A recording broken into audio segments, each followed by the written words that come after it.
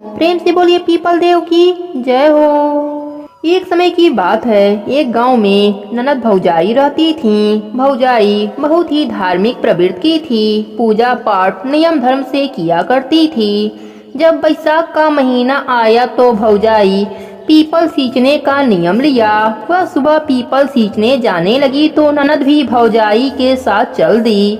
ननद रानी को पूजा पाठ ज्यादा नहीं आता था, इसलिए जैसे जैसे भौजाई करती वैसे वैसे देखकर ननद भी किया करती। पीपल सींचने के बाद भौजाई ने कहा, हे पीपल देव, मुझे एक लड़का दीजिए। ननद रानी ने पीपल सींचने के बाद बोली, हे पीपल देव, जो हमारी भाभी को दीजिएगा वही हमें भी दे दीजिएगा।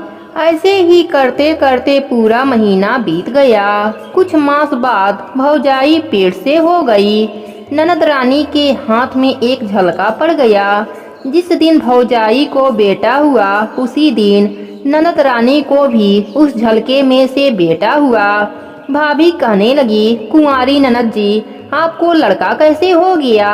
तब ननद रानी बोली, मैं तो आपके साथ पीपल सींचने जाती थी तो कहती थी, जो मेरे भाभी को दीजिएगा वही मुझे भी दे दीजिएगा। भाभी, आप कुछ महीने बाद गर्भ से हुई और मेरे हाथ में यह झलका हो गया, इसी में से यह बच्चा निकला है। भाभी ने दोनों लड़कों को अपना लिया, किसी को कुछ पता चलने नहीं दिया। यहाँ तक कि भाई को भी कुछ पता नहीं था।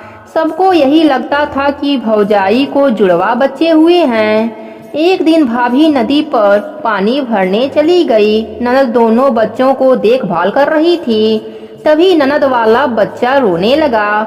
तब ननद ने उसको हाथ से थपकाते हुए लोरी सुनाने लगी, बिना बाप का लड़का बोल कहाँ से आया है। भाई ने यह बात सुनी तो उसे बड़ा आश्चर्य हुआ।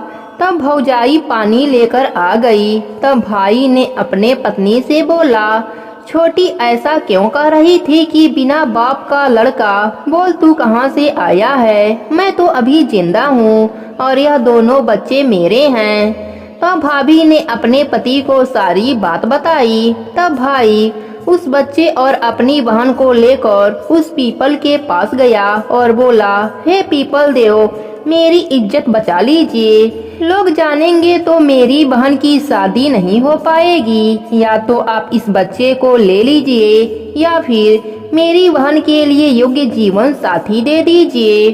कुछ समय बाद पीपल देव प्रकट हुए और बोले, दिया हुआ वर वापस नहीं होता, इसलिए तुम्हारी बहन के लिए योग्य वर प्रदान करता हूँ। पीपल देव की कृपा से एक नवयुवक पीपल के पेड़ में से निकला। भाई ने धूमधाम से अपने बहन की शादी उस नवयुवक से करा दिया। पीपल देव की कृपा से ननद और भौजाई का घर अन्य धन से भर गया। पीपल देव की महिमा देखकर गांव के सारे लोग बैसाख मास में नित्य नियम से पीपल सींचने लगे। पीपल देव की कृपा सभी लोगों पर बरसने लगा। हे पीपल देव, हम सब पर भी अपनी कृपा बनाए रखना। कहानी अधूरी हो तो पूरी करना, पूरी हो तो मान रखना। प्रेम से बोले पीपल देव की जय हो। प्राचीन समय की बात है, एक गांव में एक गरीब लकड़ीहारा अपने पत्नी के साथ रहता था, जो लकड़ी की मौली बेचकर अपना पेट भरता था। बैसाख का महीना आया, सभी लोग बैसाख स्नान करने लगे तो उसकी पत्नी भी बैसाख स्नान करने लगी। उसका पति नित्य मौली लेकर आता। पत्नी हमेशा मौली में से एक लकड़ी निकाल कर रख देती। सूर्य उदय से पहले ही बैसाख स्नान करती, तुलसी सींचती, पीपल सींचती। ऐसा करते करते पूरा महीना बीत गया। वह स्नान करके लकड़ी बेचने गई। भगवान का नाम लेते ही लकड़ियां चंदन की हो गई। राजा को चंदन की सुगंध आने लगी। तब राजा उस जगह पहुँचे और कहा, लकड़ियों के क्या दाम लोगी? उसने कहा, जो आप देंगे वही मैं ले लूंगी, लेकिन मुझे आज 5 ब्राह्मण को भोजन करवाना है, इसलिए आप मुझे 5 ब्राह्मणों को भोजन करवा सकूं उतना सामान मुझे दे दीजिए। राजा ने अपने नौकर के साथ 5 ब्राह्मण भोजन कर सकें उतना सामान उस औरत के वहां भेज दिया। उसने बढ़िया भोजन बनाकर ब्राह्मण को जिमाया और उन्हें दक्षिणा दी। ब्राह्मणों ने उसको खूब आशीर्वाद दिया। उसके पति का मौली नहीं बिकने से उसे देरी हो गई। उसके पत्नी के स्नान और ब्राह्मण भोज के पुण्य से झोपड़ी महल में बदल गई। रसोई में पकवानों का भंडार लग गया। उसका महल धन दौलत से भर गया। उसका पति जब घर आया तो झोपड़ी उसे दिखाई नहीं दी। उसने पड़ोसन से पूछा। इस पर पड़ोसन ने कहा, तुम तो मौली बेचते फिरते हो। तुम्हारी पत्नी बैसाख स्नान करके बड़ पीपल तुलसी सींचती है और आज उसने ब्राह्मण भोज करवाया। उतने में ही उसकी पत्नी आकर बोलती है कि यही हमारा घर है। यह सुनकर पति गुस्से से बोला, तुमने कौन सा जादू टोना किया है? यहाँ झोपड़ी से महल कैसे बन गया? उसकी पत्नी ने कहा कि मैंने पूरे महीने तक बैसाख स्नान किया, बड़ पीपल तुलसी सींचा और मैं आपके मौली में से हमेशा एक लकड़ी निकाल कर रख लेती। वह सभी लकड़ियाँ भगवान की कृपा से चंदन की हो गईं। राजा ने सभी लकड़ियाँ खरीद ली। तब मैंने राजा से ब्राह्मण भोज करवा सकूं उतना सामान मांगा। फिर मैंने भोजन पकाकर ब्राह्मणों को भोजन करवाया और दक्षिणा दी। इन सब पुण्यों से यह सब फल मुझे मिला। इसके बाद पति पत्नी खुशी खुशी हवेली में जाकर भोजन किए। फिर बैठकर मधुसूदन का भजन कीर्तन करने लगे। हे मधुसूदन, जैसे आपने लकड़ीहारे को सुख दिया वैसे ही सबको देना। प्रेम से बोले मधुसूदन जी की जय हो। अब सुनते हैं राई दामोदर की कथा। प्रेम से बोले राई दामोदर की जय हो। एक गांव में एक सेठ सेठानी रहते थे। उनके 3 बच्चे थे। एक कन्या थी, उसका नाम राई था। राई अपने सहेलियों के साथ खेलती, गोबर लेने जाती और आपस में बातें करती। एक बार एक सहेली ने कहा कि उसके पिता दूसरे गांव उसका विवाह खोजने जा रहे हैं। तब राई बोली, तुम लोग जिससे चाहो मेरा विवाह करा सकते हो, परंतु मैं विवाह भगवान कृष्ण के साथ ही करूंगी। वह प्रतिदिन गाय का गोबर लेने जाती और इसी प्रकार की बातें करती थी। एक बार संयोगवश भगवान कृष्ण जी और उद्धव जी भेष बदलकर उस गांव में आए और उस राई की बातें सुनी।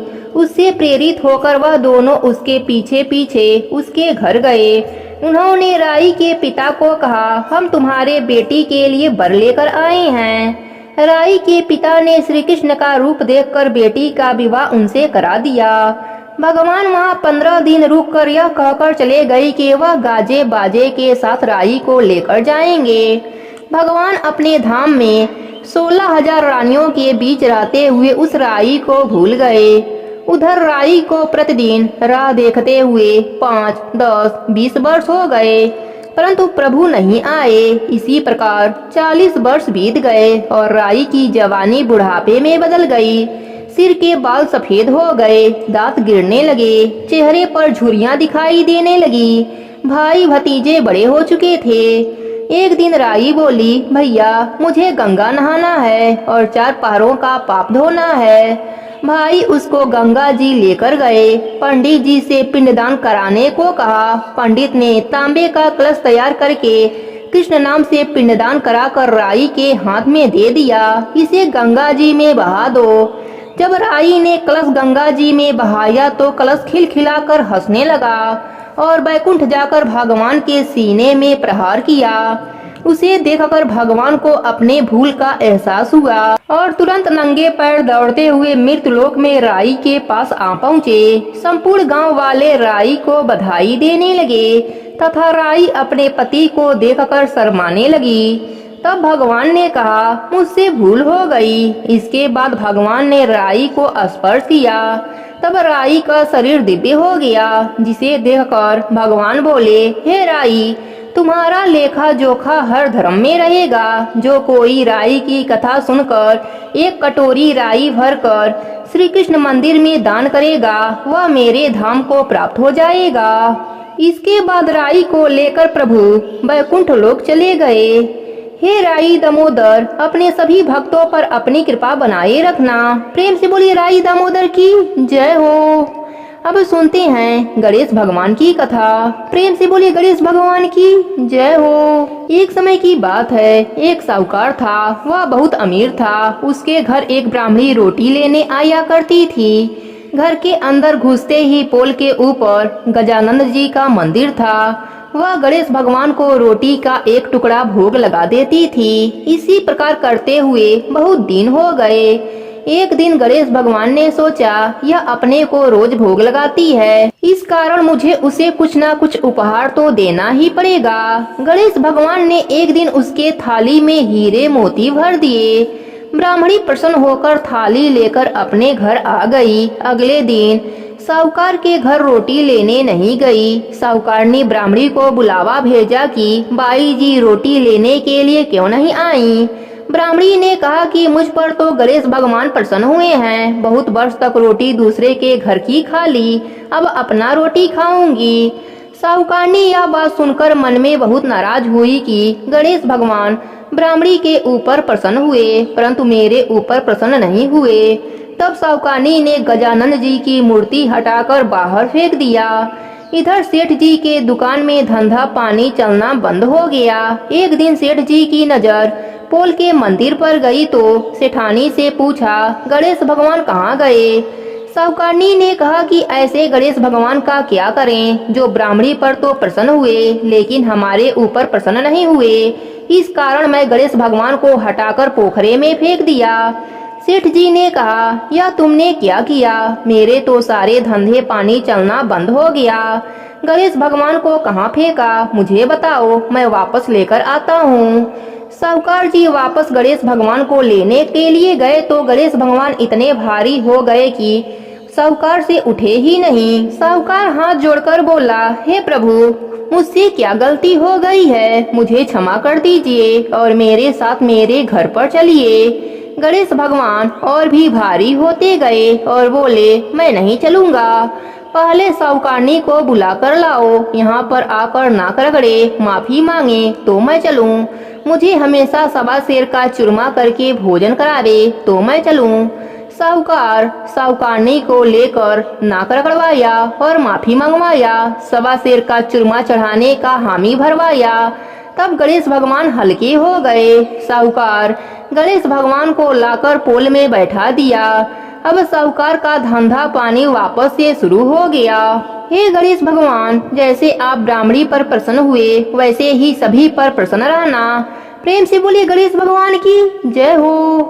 अब सुनते हैं तुलसी माता की कथा। प्रेम से बोलिए तुलसी माता की जय हो। एक समय की बात है, एक गांव में एक पति पत्नी रहते थे। उनके 2 बेटे और एक बेटी थी। बड़ा होने पर दोनों बेटों का विवाह हो गया।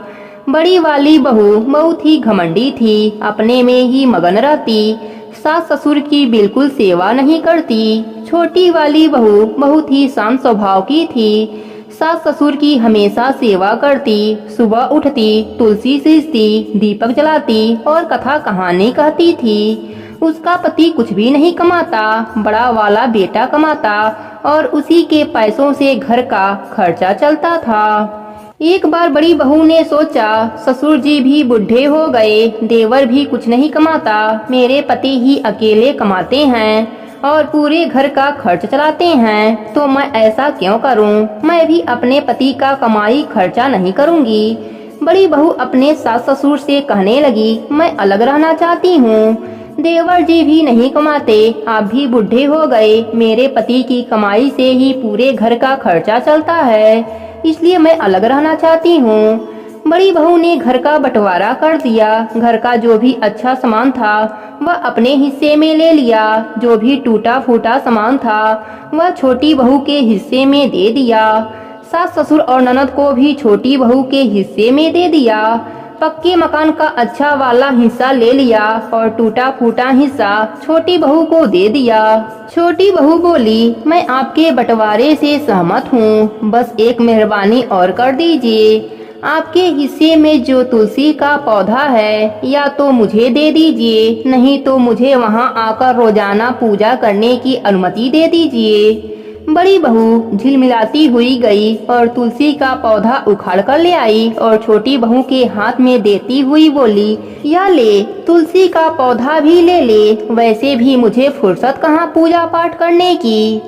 ऐसा करने पर माता लक्ष्मी छोटी बहू के पीछे पीछे उसके साथ चली गई। बड़ी बहू के घर से माता लक्ष्मी चली गईं और छोटी बहू के घर पर माता लक्ष्मी का वास हो गया, क्योंकि माता लक्ष्मी तो तुलसा के पौधे में विद्यमान रहती हैं। अतः तुलसी का पौधा छोटी बहू के पास आ गया था।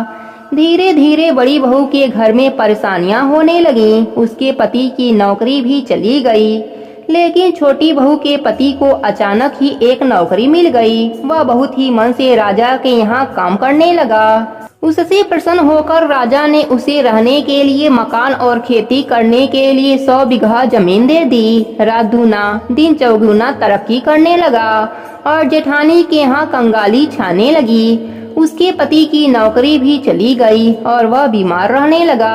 हाल यह हुआ कि बड़ी बहू को दूसरे के यहाँ काम करके अपना गुजारा करना पड़ता और छोटी बहू ठाठ से रहने लगी। अपने सास ससुर की सेवा करती, सुबह शाम माता तुलसी की पूजा करती, कथा कहानी कहती। तुलसी माता की कृपा से छोटी बहू के घर में अन्न धन का भंडार भर गया। हे तुलसी माता, अपने सभी भक्तों पर अपनी कृपा बनाए रखना। प्रेम से बोलिए तुलसी माता की जय हो। अब सुनते हैं धर्मराज जी की कहानी। प्रेम से बोलिए धर्मराज जी की जय हो।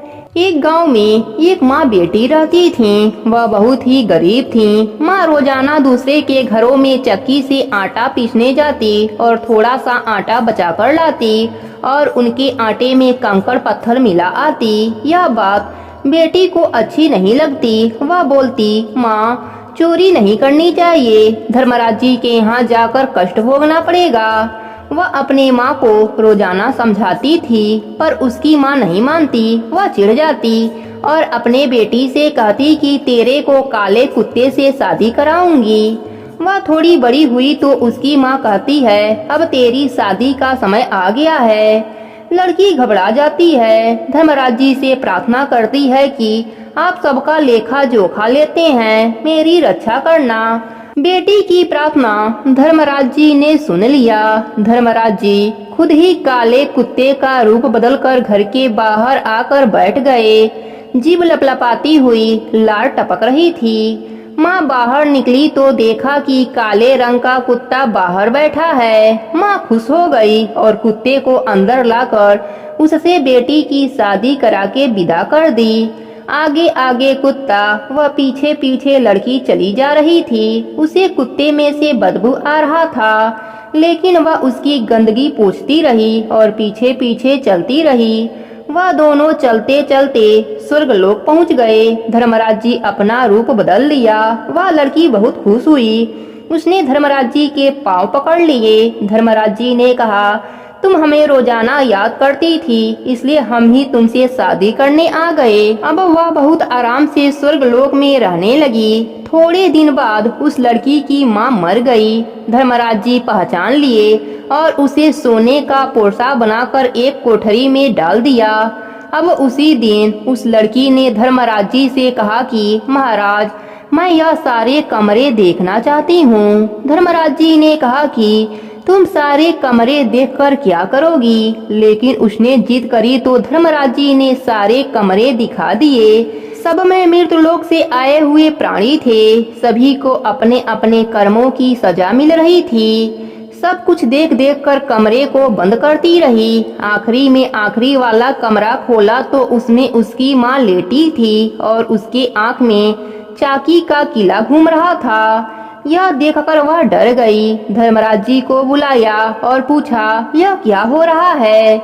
उन्होंने बताया कि यह तुम्हारी माँ है और यह अपने कर्मों की सजा भोग रही हैं। यह देखकर बेटी रोने लगी और कहा, यह आपकी सास हैं, इनको एक बार मृतलोक में भेजिए और याद दिलाइए कि धर्मराज जी का कथा सुनकर उद्यापन करके आए। धर्मराज जी ने उसकी माँ को वापस मृतलोक में भेज दिया और उससे उसकी बेटी ने कहा कि माँ, तुम धर्मराज जी की कहानी सुनकर उद्यापन करना।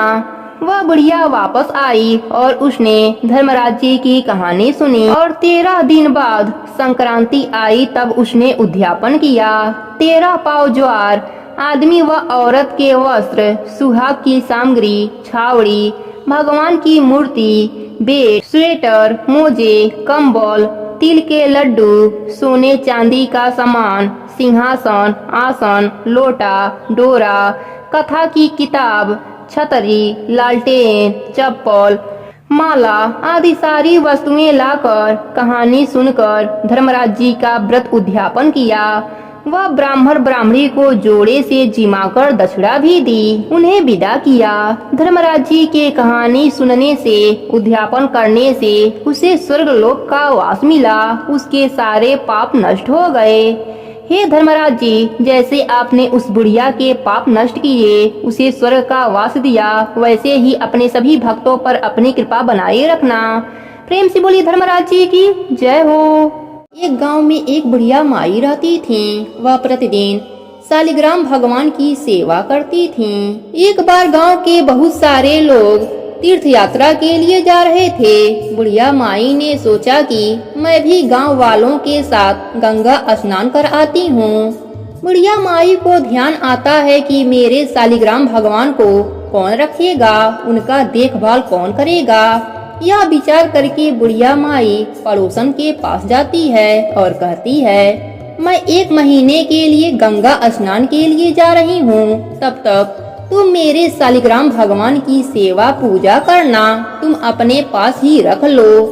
तब पड़ोसन तैयार हो जाती है और बुढ़िया माई से पड़ोसन पूछती है कि किस तरह से शालिग्राम भगवान की सेवा पूजा किया जाता है। बुढ़िया माई कहती है कि सवेरे उठना तो इनको भी उठा देना, नहाने के बाद इनको भी नहला देना, फूल तुलसी पत्ता चढ़ा देना, चंदन लगा देना, फिर जब दूध गर्म करना तो दूध का भी भोग लगा देना और दोपहर में रसोई में जो भी बनाना उसका भी भोग लगा देना और शाम को दिया जला देना और रात में सुला देना। इतना बताकर बुढ़िया माई शालिग्राम भगवान को पड़ोसन को देकर गंगा स्नान के लिए चली जाती है। पड़ोसन सुबह उठकर बुढ़िया माई के बताए अनुसार भगवान को जगाती है, फिर स्नान कराती है, चंदन फूल तुलसी पत्ता चढ़ाती है, दूध गर्म करके दूध का भोग लगाती है, फिर दोपहर में खाना बनाती है। एक थाली में खाना निकालकर शालिग्राम भगवान को भोग लगाने के लिए आती है। तब पड़ोसन देखती है कि दूध तो भगवान जी पिए ही नहीं हैं, दूध तो ऐसा ही पड़ा है। तब पड़ोसन सोचती है कि क्या पता खाना खाने के बाद दूध पीते हों। फिर पड़ोसन खाना का भोग भी लगा देती है और कहती है, प्रभु जी दूध पी लीजिए और भोजन जीम लीजिए। फिर पड़ोसन अपना काम करने लग जाती है। कुछ समय के बाद फिर आती है देखने भगवान जीमे की नहीं, ताकि मैं भी जीम लूं। हाथ धोकर देखती है कि दूध और खाना वैसे ही रखा गया है। फिर पड़ोसन हाथ जोड़कर बोलती है कि भगवान जी दूध पी लीजिए और भोजन जीम लीजिए, आप जीमोगे तभी तो मैं भी जीमूंगी। थोड़ी देर बाद फिर वापस आती है, फिर वही बात कह के चली जाती है। फिर आती तो देखती है ना तो भगवान जी दूध पी रहे हैं और ना ही खाना जीम रहे हैं। अब पड़ोसन चिंता में पड़ जाती है और सोचती है कि आज तो पहला ही दिन है, बुढ़िया माई आएगी तो क्या कहेगी, कहेगी कि तूने तो मेरे भगवान को दुबला पतला कर दिया। फिर पड़ोसन हाथ जोड़कर भगवान से प्रार्थना करती है कि जिम लो प्रभु, आप जिमोगे तभी तो मैं भी जिमूंगी। पर भगवान तो जिमते ही नहीं, वह भी भूखी बैठी रहती है। यही कहते कहते शाम हो जाती है। शालिग्राम भगवान सोचते हैं कि अब तो जाना ही पड़ेगा, नहीं तो यह जीमेगी नहीं और यह मर जाएगी, फिर इसके हत्या का पाप मुझे लगेगा। फिर भगवान नारायण जी आते हैं और पड़ोसन के घर का भोजन जीमते हैं। अब तो हर रोज यही होता। ऐसे ही करते करते कई दिन हो गए। एक दिन भगवान ने कहा, मैया आज मैं वैकुंठ घूमकर आता हूँ। पड़ोसन ने कहा, नहीं प्रभु, अब कुछ ही दिनों की बात है। भगवान जी कहते हैं मैं शाम को आ जाऊंगा। फिर पड़ोसन मान जाती है। अब रोज यही होता।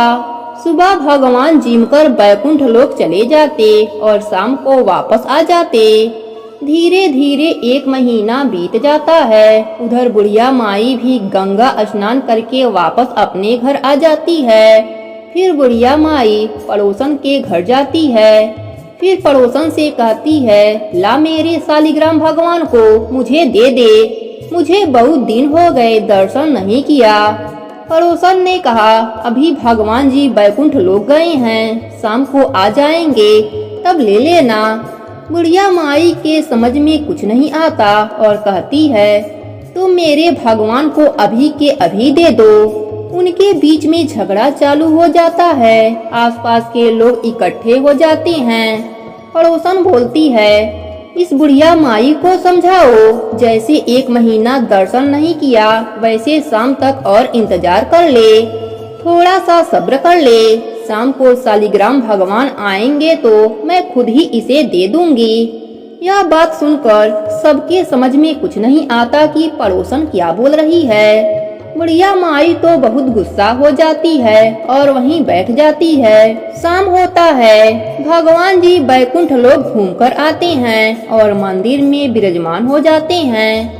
जैसे ही पड़ोसन देखती है कि शालिग्राम भगवान आ गए, तब बुढ़िया माई से कहती है कि अब आकर ले जाओ अपने भगवान को। बुढ़िया माई कहती है कि अब तक कहाँ छुपाई थी, अब कैसे दे रही है? वह तो एक पत्थर के हैं, वह कैसे आ जा सकते हैं? तब पड़ोसन के समझ में आ जाता है कि वह भगवान के साक्षात दर्शन पाई है। तब पड़ोसन भगवान के आगे हाथ जोड़कर कहती है कि आप बुढ़िया माई को भी दर्शन दीजिए, नहीं तो यह मुझ पर झूठा आरोप लगाती रहेगी। पड़ोसन की प्रार्थना पर भगवान जी बुढ़िया माई को भी प्रत्यक्ष दर्शन देते हैं। बुढ़िया माई भगवान का दर्शन पाकर बहुत खुश होती है और पड़ोसन के पैरों में गिरने लगती है। कहती है, तुम्हारे पुण्य प्रताप से, तुम्हारे वजह से मुझे भी भगवान के दर्शन हो गए। भगवान के साथ ही पड़ोसन और बुढ़िया माई बैकुंठ लोक को चली जाती हैं। हे शालिग्राम भगवान जी, जैसे आपने बुढ़िया माई और पड़ोसन पर कृपा करी, वैसे ही अपने सभी भक्तों पर अपनी कृपा बनाए रखना। कहानी अधूरी हो तो पूरी करना, पूरी हो तो मान रखना। प्रेम से बोलिए शालिग्राम भगवान की जय हो। एक समय की बात है, एक सेठ जी थे। उनके घर पीढ़ियों से धन ऐश्वर्य प्रचुर मात्रा में था। वह अथाह धन के स्वामी थे, परंतु लक्ष्मी जी का स्वरूप तो चंचल है, आज यहाँ तो कल वहाँ। जब उनका मन सेठ जी के घर से भर गया तो वह किसी दूसरे के घर जाने के लिए ललाहित हो गईं। एक रात लक्ष्मी जी सेठ जी के सपने में आती हैं। सेठ जी ने देखा लाल वस्त्रों में सजी धजी सुंदर स्त्री उनके घर से निकलकर बाहर जा रही हैं। सेठ जी उनसे पूछते हैं, हे देवी, आप कौन हैं? मेरे घर आप कब आईं और अब हमारा घर छोड़कर क्यों जा रही हैं? माता बोली, मैं तुम्हारे घर की वैभव लक्ष्मी हूँ। कई पीढ़ियों से मैं तुम्हारे घर में निवास कर रही हूँ, परंतु अब मेरा यहाँ से मन उब गया है। अब मेरा यहाँ समय समाप्त हो गया है, इसलिए मैं घर छोड़कर जा रही हूँ। परंतु मैं तुम पर अत्यंत प्रसन्न हूँ, क्योंकि मैं जितने समय तुम्हारे पास रही हूँ, तुमने सदा सदुपयोग किया, संतों को घर में आमंत्रित किया, उनकी सेवा किया, गरीबों को भोजन कराया, धर्मार्थ कुएं बनवाए, गौशाला व प्याऊ बनवाए, कुंवारी कन्याओं के तुमने विवाह करवाए। साथ ही तुम कथा भागवत करवाते रहते थे तथा अतिथियों का आदर सत्कार भी करते रहते थे, इसलिए मैं तुम पे अत्यंत प्रसन्न हूँ। अब जाते समय तुम्हें मैं वरदान देना चाहती हूँ, तुम जो चाहो मुझसे मांग लो। अब सेठ जी सोचते हैं कि मैं अकेला क्या वरदान मांगूं, मेरी 4 बहुएं हैं, मैं उनसे पूछकर वरदान मांग लूंगा। एक दिन माता रानी से समय ले लेता हूँ। तब सेठ जी लक्ष्मी माता से बोले, माता, मेरी 4 बहुएं हैं, मैं उनसे सलाह मशवरा लेकर आपको बता दूंगा कि मुझे क्या वर चाहिए। लक्ष्मी माता बोली, ठीक है, मैं कल फिर से आ जाऊंगी, तब तुम मुझसे अपना वर मांग लेना।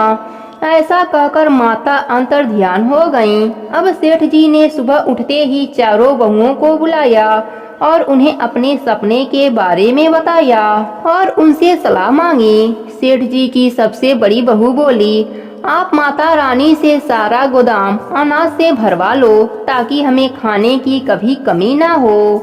सेठ ने दूसरी बहू से पूछा तो वह बोली, पिताजी, इतने अनाज रहेंगे तो उनमें कीड़े लग जाएंगे, अनाज खराब हो जाएगा, तो पिताजी आप माता रानी से सोने चांदी से तिजोरियां भरवा लो। सेठ जी सोच में पड़ गए। तब तीसरी बहू से पूछा तो वह बोली, पिताजी, आप तो हम चारों के लिए धन से भरे 4 महल मांग लो, खूब पैसा होगा, आने वाली पीढ़ियों के पास भी कमी नहीं होगी। सेठ जी सोच में पड़ जाते हैं। तब उन्होंने अपने छोटी बहू से पूछा। वह थोड़े मध्यवर्गीय परिवार से थी, पर वह धार्मिक प्रवृत्ति की थी। वह बोली, पिताजी, लक्ष्मी माता को अगर जाना है तो वह जाएंगी, फिर धन संपत्ति कुछ भी नहीं टिकेगा, और अगर टिक भी गया तो हमारे आने वाली पीढ़ियां उन्हें देखकर आलसी और अहंकारी हो जाएंगी। इसलिए पिताजी, आप लक्ष्मी माता से कहें कि अगर वह जाना चाहती हैं तो अवश्य जाएं, किंतु हमें यह वरदान दे दें कि हमारे घर में सज्जनों की सेवा पूजा होती रहे, हरि कथा होती रहे, मेहमान आए तो उनका आदर सत्कार हम करते रहें और परिवार के सभी सदस्यों के बीच प्रेम भाव बना रहे, क्योंकि अगर प्रेम भाव होगा तो कोई तकलीफ भी होगी तो हम मिलकर उसे काट लेंगे। सेठ जी को छोटी बहू की बात समझ में आ गई। सेठ जी खुशी खुशी रात होने का इंतजार करने लगे। रात हो गई। माता फिर से सेठ के सपने में आती हैं और सेठ जी से पूछती हैं, तुमने अपने बहुओं से सलाह मशवरा कर लिया? बोलो, तुम्हें क्या चाहिए? सेठ जी बोलते हैं, हे माते, यदि आपको जाना है तो प्रसन्न होकर जाइए, परंतु मुझे यह वरदान दीजिए कि मेरे घर में सदैव हरि कीर्तन होता रहे, संतों की सेवा होती रहे, अतिथियों का आदर सत्कार होता रहे, परिवार के सदस्यों में परस्पर प्रेम बना रहे।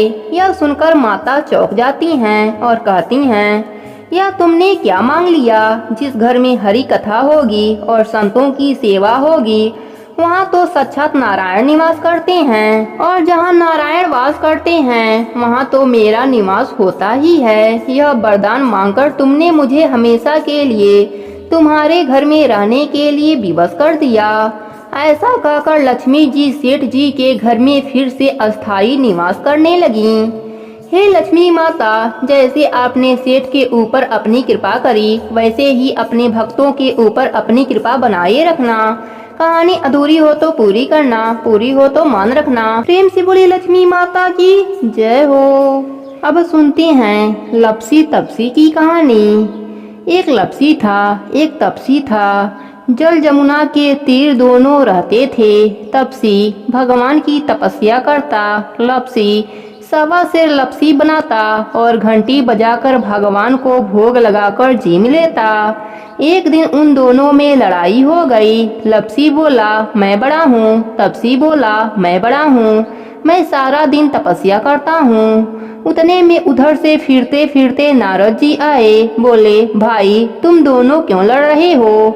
तब लपसी ने कहा, मैं बड़ा हूँ, और तपसी ने कहा, मैं बड़ा हूँ। नारद जी ने पूछा, पहले तुम दोनों यह बताओ कि तुम किस कार्य में बड़े हो?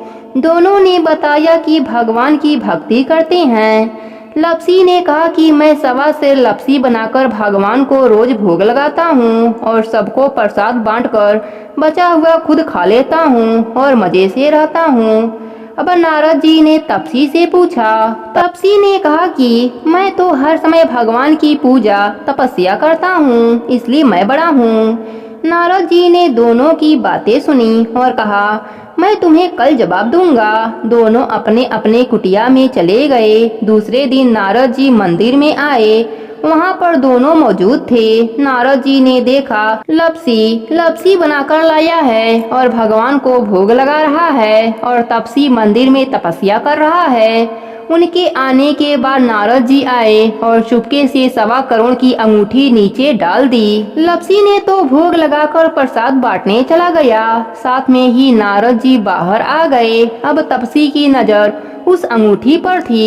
उसने उसे जल्दी से पांव के नीचे दबा लिया। तपसी को पता नहीं था कि यह अंगूठी नारद जी ने डाली है। अब थोड़ी देर में नारद जी आए और उन्होंने लपसी से कहा, अब बताओ कौन बड़ा है। तब लपसी ने कहा, मैं बड़ा हूँ। तपसी से पूछा, वह भी कहा, मैं बड़ा हूँ। नारद जी बोले, तपसी तुम्हारे पैर के नीचे क्या है।